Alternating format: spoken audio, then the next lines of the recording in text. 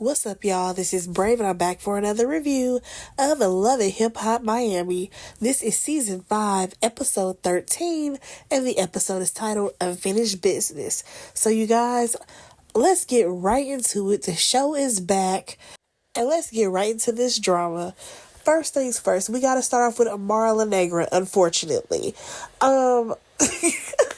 She's over here shooting this music video, and I'm just like, girl, no. You look like a neon Sailor Moon. What is happening right now? I'm sorry, but the Amara La Negra that we met season 1 of this show is absolutely not the same person that we have here today. And it's crazy to me that she fought so hard, so hard to wear that afro season 1. And baby, every time she try to sing a little ditty, she ain't never got that fro on. Not no more. Now, according to Amara La Negra, she had all these things that were taking her away from doing music, and now she's back to it. And if we want to be honest, y'all, I feel like she waited too late. To me, Amara La Negra did not strike while the iron was hot. When everybody was backing her during season 1, that's when she should have tried to blow up. She should have pulled a Cardi B / K Michelle. And the reason why I'm saying slash is that Cardi B, she did 1 season and dipped out, right? Focused on her music, put the music out, it was good, and she blew up, right? Ask me what Cardi doing right now, who knows? Because we ain't heard no good music lately, let's be honest. But that's a whole other conversation for another day. K Michelle always was about her music. You know what I'm saying? And she used the platform to pivot herself into a good position to drop music. You know what I'm saying? So people can hear it. Amara La Negra never did that. And now she wants to keep every season. She'll, put a little ditty out, which I don't even think it ever comes out. She just shoots music videos for the show. And I'm just like, Amara, you're playing. Just admit that you like being a reality star and stop playing at this point. So she ends up getting a phone call from her manager or whatever, and they talk about her doing music and how she basically isolated herself because according to Amara, all her friends, they did her wrong. And I'm just like, here she go, playing a victim. You know what I'm saying? And that's one thing I don't like about Amara. She loved to be the victim. And then she even goes further to bring up the fact that, she's no longer with Safaree. And even mentions how she went on social media. Yes, she went on social media and said that she hadn't been with nobody since her baby daddy. Well, girl, if you're going to say that, that makes it seem like you and Safaree were just for a storyline. So the fact that you decided to admit it, that it was just for a storyline on your social media platforms, and then you are sitting up here whining about it, is blowing my mind. It really is. Because it's like, girl, how can you sit up here and think that we're going to feel bad because you tried to play in our face? You tried to pretend like you was with Safaree. He just decided to go with it because he ain't got nothing else going on either. Like, I hope that this is her last season. This should really be Amara La Negra's last season because she brings nothing to the table. Now, according to her, she wants to do Trick Daddy's podcast. And I'm just like, well, girl, he gonna ask some reckless questions. Now, y'all, let's go ahead and move on over to Zoe Briggs, y'all. She is back. Baby girl is looking for dancers, for her performances coming up. I said, okay, Zoe, we see what you're doing here. Bobby Lights is actually there at the auditions, to support her and I guess help her pick dancers, as well as Super Cindy. So it seems like Zoe has been working. She's working on her album. And according to her, it's not going to be the typical Zoe sound because I guess she was used to always rapping. But it sounds like she's going to have some R&B on there, some Afro beats. And I'm just like, okay, I see what you're trying to do. You trying to be the second coming of Missy Elliott. You want to do the singing and the rapping. And if you have the talent, girl, go ahead and show it. I haven't seen it yet from you, but I hope we do. So there's supposed to be some big producer by the name of Big D who's going to come to her listening party. And she tried to work with this person back in the day, and they told her, girl, you not ready yet. You still little league. Wait a second. You gotta, grow some more as an artist and then come circle back. So next thing you know, Flo walks in. I'm like, oh God, another person who could be cut from the cast. But nonetheless, she walks in and her and Bobby have not made up since the last time they saw each other. Because, Bobby had to be rah-rah for his cousin Trina. So she walks in or whatever. And Flo lets us know that Trina eventually paid her back. Child, I want to know how long it took for the payment to go through. I'm just curious. She also talks about how she didn't appreciate the comments that Trina made when they were arguing because it was offensive to Haitian people. So while they're sitting there, Bobby actually apologized to Flo for his behavior during the drama that happened between all the ladies, okay? Because you already know, Bobby is always in the mix. So he ends up leaving or whatever. And the other ladies, they talk about, Trina.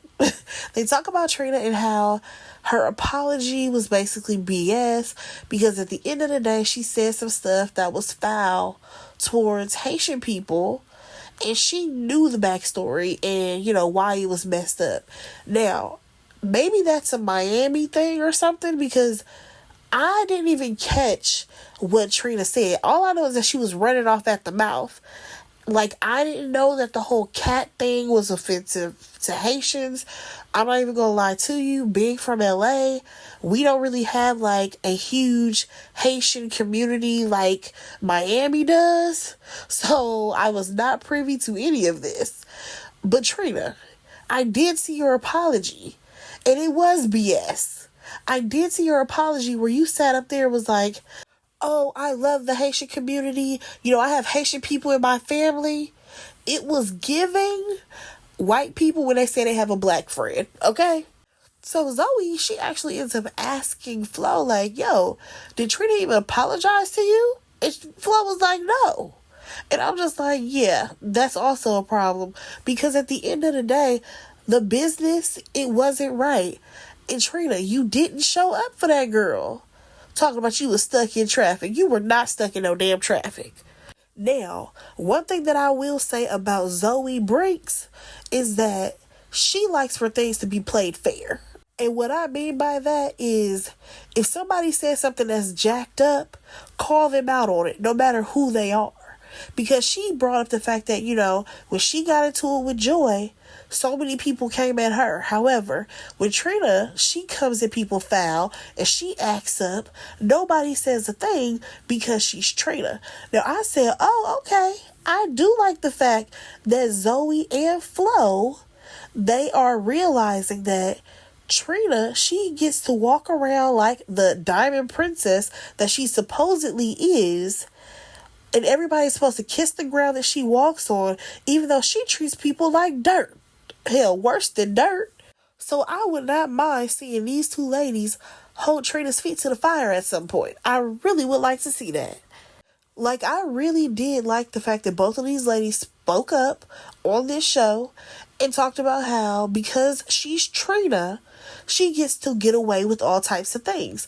Now, of course, they're telling this to Super Cindy. I would not be surprised if Cindy run back and tell that. But it's the truth at the end of the day. Nothing that they're saying is a lie. So now Flo, she feels like she needs an apology from Trina. Do I feel like Flo is going to get a genuine, honest response from Trina? Probably not. But let's move on. All right, y'all. Let's move on to the next scene. And unfortunately, it's Trina. We see her and, of course, her cousin Joy, because she always has to roll with a posse. They are at Joy's little open mic night thing that she be hosting. And come to find out, Trina got a new man. She done found some young man who is definitely younger than her by the name of Swerve. Now, y'all, this is the way she just described this man, okay? He's different. He has a different aura. He has a great personality. And he caters to her every need. This is the real deal, and this is forever. Y'all, she's saying all of this from a man that she just met. Okay? Now, I don't know how long she been dating this man. However, she was with that little guy for years. I mean, like, hell, at least 5 years. And for her to say that this is everything that she's dreamed of, I'm shocked. Because I'm just like, what does this man even do? Like, how does he make a living? Also, my main question is this a man that you decide that you can walk all over? Because that last one, you was stomping on him. So, does he put you in your place? What's going on here? So now Joy is talking about oh, Trina, you need to find me a man, girl. You need to find me a man. Joy, go talk to Trick Daddy. Because you still wearing his last name. Goodbye. Next thing you know, Big D show up. Now, I was a little confused because when this big man, he walked up, you have Joy like, oh my gosh, you always give like the best performances. And I'm like, girl, he a producer. Like, is he on stage? Like, what does he do that you're saying that he gives the best performances? Is he also a singer? What's happening here? Because it sounds like you just talking and you don't know what to say. So Trina and Big D have worked together previously in the past on her song Here We Go. And he was also involved in her Tiny Desk performance. I'm like, listen, if she bring up this Tiny Desk performance one more time, Trina, we get it. That is your highest accomplishment. We get it. And then she goes on to ask him, like, okay, well, what are you working on? So he just did some songs, I guess, on the City Girls project, right? Did y'all listen to that album? Because I know I didn't. Like, I feel like my hype for the City Girls has dwindled right on down with Cardi B. I am just not checking for those people when it comes to their music. Nonetheless, now Trina is like, oh, well, you know, we should work together, blah, blah, blah. And I'm just like, do y'all really want to listen to Trina rap again? I'm just curious. The people out there, y'all still listening to Trina? Because the last rollout for that last album that she put out, it was a hot mess. I'm not sure if she needs to keep wasting her time with music. So this man just sat up here talking about how he got invited to Zoe Brink's listening party, right? But then the next breath talks about how, you know, I don't really like when these new artists disrespect legends and she disrespected Trina. Sir. You wasn't there. So I'm going to need for you to weeble wobble your ass back a few steps because you need to pump the brakes. Joy stirred up a lot of mess when it came to Zoe with that nasty attitude she got. And Trina is the queen of nasty attitudes because the way she dismissed Zoe when they first met was absolutely disrespectful. So don't sit up here and act like Zoe was completely in the wrong every time. So he go ahead and skedaddle after the ladies tell him they ain't got no problem with Zoe. And then, what's her name? Joy brings up the drama that happened at Amara's little party. And that was with Trina getting into it with Flo again. Now, Trina feels like it's really not Flo, it's her posse. And I do agree with that because they are the most vocal. Her girlfriend as well as her sister are very vocal when it comes to Flo. And I feel like they're vocal because they both know that Flo will not speak up for herself. She do all that yapping in the confessionals and in front of them. But when she has to confront somebody, she, like, chickens out. So somebody gotta stand up for the girl. And one thing that I will say is as I continue to watch this scene, this was just throwing me off. Trina's makeup. Trina's makeup is so horrible in this scene. Like, that contour is terrible. Now, I don't know who's doing this girl. What's her name? Hot Topic? I ain't never seen her before. Whoever doing her makeup, they did a great job. Now, y'all, let's move on over to Safari. Baby boy, he out here doing some yoga stretches, and he has a lot on his mind. That is because Amara blew up the spot online saying how their storyline was fake. And also, you have all the drama that's happening with Erica Mena, who is his baby mama, on the Atlanta Love and Hip Hop. So he decided to go cry wolf to his mama. And she just really want her son to get his life together. You can tell. Because she started listing all the craziness that's happening online or whatever. And he's really feeling some type of way about Amara and what she decided to do. According to him, this put him all in his feelings because I guess they were supposed to actually have a real relationship. Boy, bye. The jig is up, okay? Then he goes on to talk about the drama with his baby mama, or should I say ex-wife.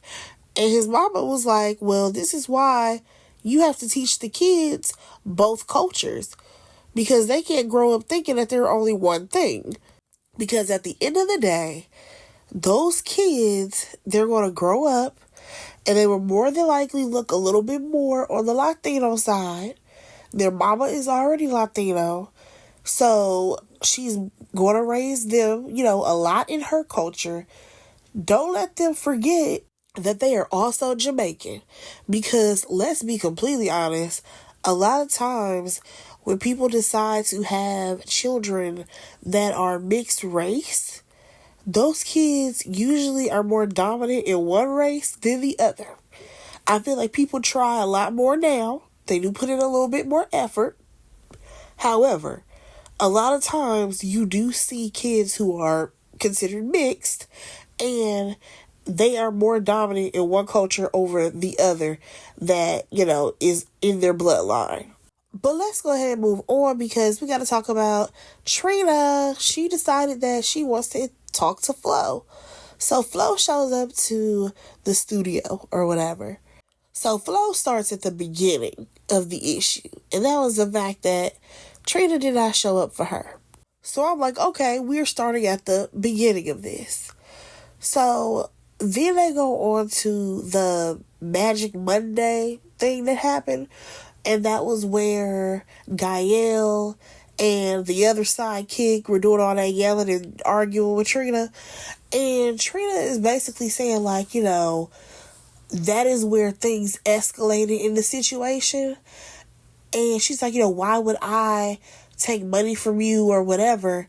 And it's just like, Trina, again, you have no accountability. You still have yet to say, I am so sorry that I missed the performance.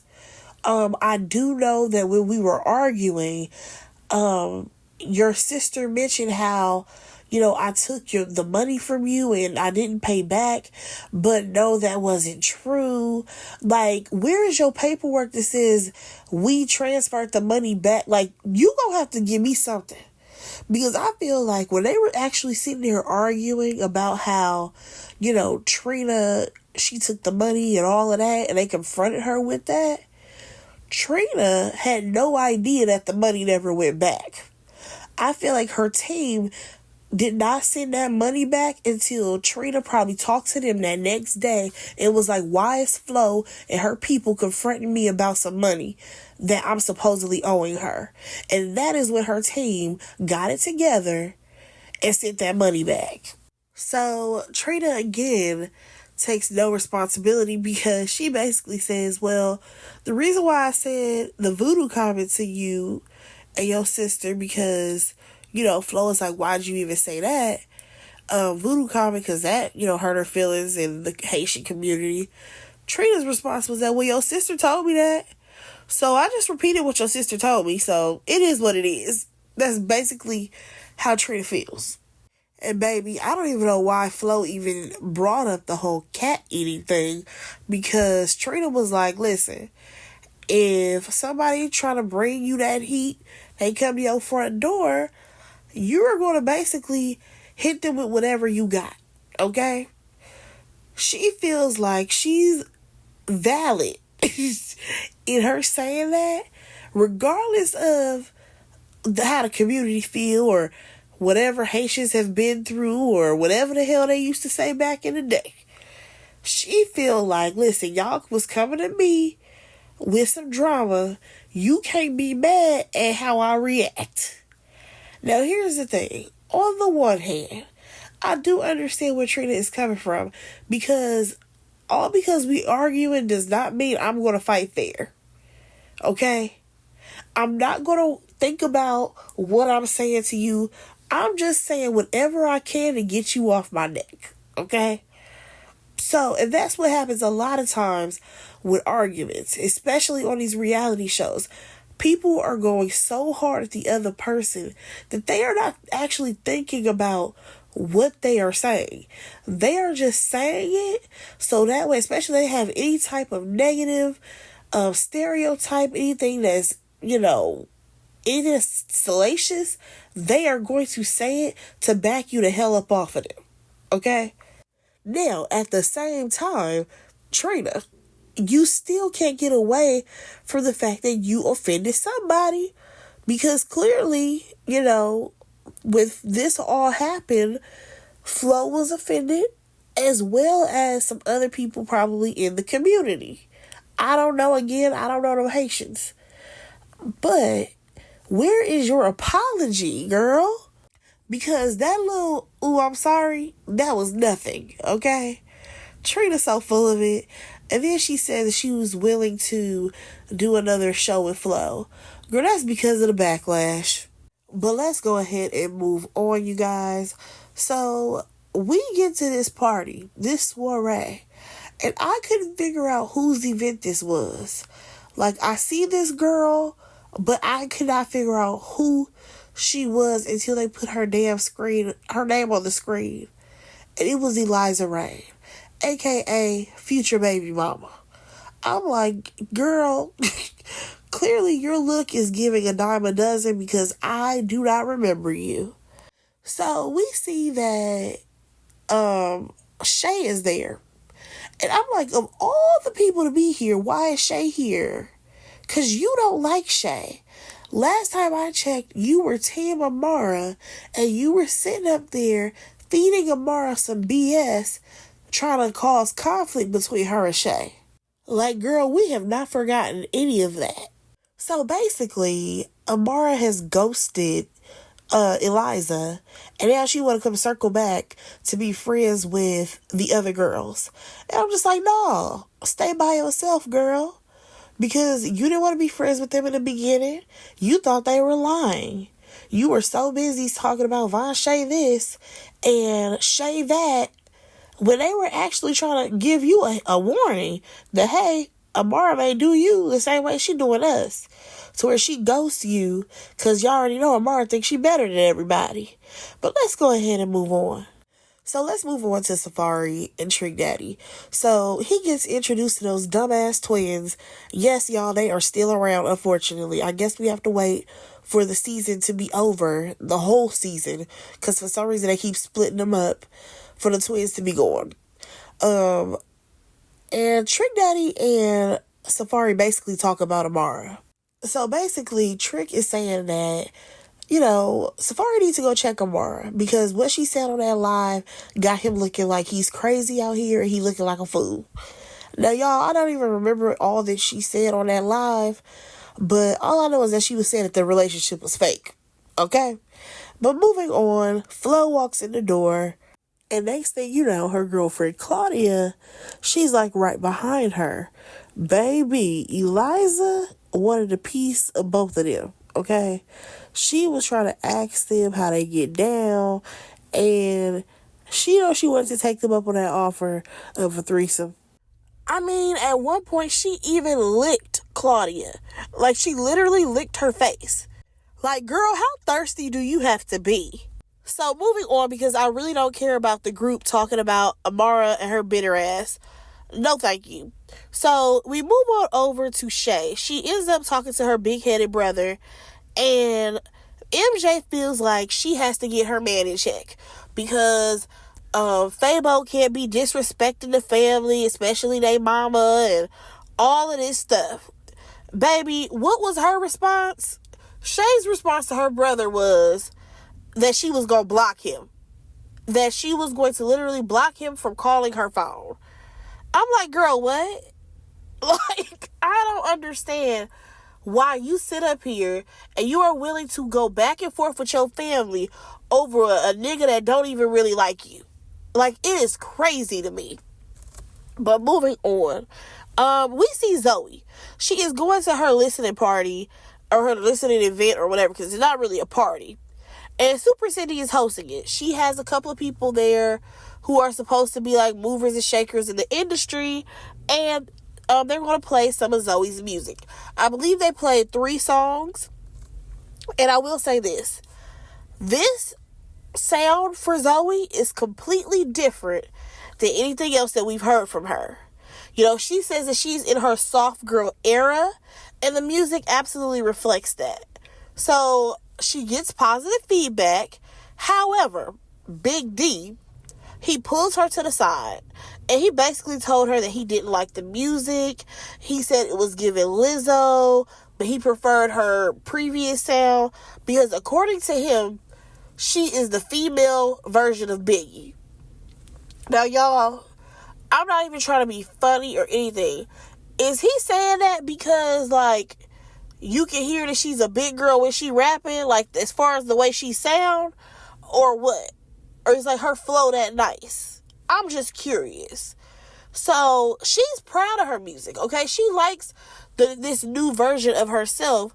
However, he hates the sound, and he's trying to tell her, like, well, you know, I'm the one with these records, and I'm putting out this, that, another. I just worked on a City Girl album. Negro, who cares about you working on a City Girls album? Because that shit came and went. Okay? I can't name not a one song that is on that album. And I don't think anybody else can either. Also, you act like you produced the whole damn album when maybe you have 1 or 2 songs on there. I'm going to need for you to chill out a little bit. So, the crazy thing about all of this is that this man, he feels like he knows everything because he's in the industry and he's been producing music for all this time. Listen, you ain't JD, okay? You are not Babyface. I'm going to need for you to relax. And also, on top of that, what bothered me about him was the fact that he had previously worked with this girl. He previously worked with Zoe, and she was like, yeah, I worked with you for 3 years, and that got me nowhere. So it's just like, yeah, let her try something different. Let her try a different sound, and maybe that is what the people will like. I just didn't like none of his energy. But let's go ahead and move on, y'all. We get to Shay. She is stopping by her mom's house. She has her daughter with her, or whatever. And basically, Shay's mom, she says that Shay has been very distant, you know. And come to find out, okay, because this scene was funny when it shouldn't have been, because I just could not get over her mom's reaction. But also, it was just, Shay, I need for you to grow up. So we learned that, you know, Shay is pregnant, okay? At this big age of 40 plus, she is pregnant. And it's just like, girl, I'm on your mama's side. Why did you allow yourself to get pregnant by a man who clearly don't want you? Like, it doesn't make sense. That man is disrespectful. And she over here getting on her mom like, this is why I don't tell you stuff and all of this. And I'm just like, now hold on a second, Shay. Because this made me go back to her going on Iyanla. Okay? Because y'all remember she went on Iyanla and she boo-hoo cried about her mama this, that, another. And it just got me to thinking, what was Shay's role in any of this while growing up? Because I've noticed Shay takes no accountability. Like, girl, you the one who busted open for this nigga who lies to you, who played you. You continue to fuck around with him. That was on you. Your mama had nothing to do with that. Your brother had nothing to do with that. However, you decide, because you still chasing after some dick, that you gonna come at your family sideways every chance you get. That shit blows my mind. Number one. And then on top of that, again, why I'm saying it brings me back to the Iyanla situation, is because how were you as a teenager? How were you growing up, Shay? Like, did you always just, like, do little shit and then not want to get in trouble for it? Like, what is going on here? Because she always talk about her mama this, that, another, but it's what was your role? And I get it. She was a kid. But let's not act like kids can't be fucking trifling and conniving them damn selves. I'm sorry, but all of this just shows me that Shay, you have a lot of growing up to do, even though you are over the age of 40. You got to be over 40 now. Hell, Flavor of Love was so long ago. But, her mom's reaction to finding out that she was pregnant was so funny to me, because it was just like her natural reaction. Like, oh my God, like she was so disgusted at the fact that her daughter allowed herself to get pregnant yet again by the same trifling man. Okay? Then what got me was the fact that Shay was basically saying how she's going to get an abortion. Baby, did y'all see how big her stomach was? Girl, you're giving a solid 4 months pregnant. Stop playing. You are not about to have no abortion. Cut it out. So, y'all, that was that scene. But you know what? Let's go ahead and move on. So, we get to Amara, okay? Now, she is meeting up with Super Cindy and Trick Daddy because these two have teamed up and now they have a podcast. So they bring up, her live on Instagram, how she was saying all of this and that, how, she ain't with Safari and all of that, right? Next thing you know, Safari shows up. So Amara, you already know what she about to do, y'all. She about to woe is me the fuck out of us. And baby, we not having it. Because she was trying to justify her saying that the relationship was fake because she has all this shit going on. Her mom's sick. Her this, that, another. She's a mom. And he's out here acting like he's single. He's texting other women. He's blah, blah, blah, blah, blah. Girl, we didn't ask for none of that. We did not ask for any of the bullshit that you try to woe is me us into believing. Regardless if that man acted single or not, you agreed at some point to be in some type of relationship with him. Okay? If y'all was gonna play that this was a fake relationship, then play that shit till the wheels fall off. Don't come to us on social media because you feel stupid and you feel played. This whole thing, the setup that you tried to give us, it ain't working out in your favor. Now you want to come to us talking about I haven't had anybody since my baby daddy. I haven't slept with nobody since my baby daddy. And I'm single, blah, blah, blah. Well, shit, when the last time you fucked on Alan? How about that? Let's ask the real questions then. Because I'm sorry, ain't no way you gonna tell me that Amara did not smash Safari. Baby, they may have been playing that game of them pretending to be together, but I absolutely believe that she smashed that man. I really do. Now, she made a double backed. She could have double back to her ex-nigga. But be so for real. So, what got me was, baby, Trick Daddy. Trick Daddy was me. I'm sorry. Girl, you are a crybaby. Every chance you get, your ass is crying and whining about some shit. Her eyes was about to get watery. And he like, look, is you about to cry right now? Every time, you always got to try to explain yourself. And it's like, that's exactly what Amara does. And it's not even her explaining herself. It's her creating excuses for herself. So, Amara, she has the audacity to catch an attitude with the fact that Cindy did not say a word. I said, I'm sorry, but Cindy don't even fucking know you. She don't know you like that. For her to jump in and be like, Trick Daddy, no, you shouldn't say anything. Girl, if anything, this is great for their podcast. What the hell are you talking about? And also, I don't feel like Cindy even needed to jump in and say anything. Amara, you are a grown-ass woman. Stand up for yourself. You got all that mouth. You can always say, no, I'm not a crybaby. But you know that shit is the truth. Nonetheless, they go on a break or whatever. And Safari, again, is calling Amara out on her bullshit. And she's yelling and going off. Because he never defended her, especially against Von Shay. Well, girl, he didn't know if you put the goddamn emojis up or not. So he would look stupid if, you know what I'm saying, he tried to defend you and you really did that shit. So Safari, he's like, so now you want me to sit up here arguing with women? Which is very true. It was not going to be a good look for Safari to be trying to argue with a bunch of women. Absolutely not. So next thing you know, she storms out getting her car. He follows her. I'm pretty sure production sent him out there or whatever. And nothing happened after that. Y'all, that was the episode. I feel like Miami is definitely going to be bringing us some heat this season, and I'm ready for it. Y'all, let me know what y'all thought about this episode. Go ahead and like, comment, and subscribe to my channel, and I will talk to y'all in my next review. Bye, guys.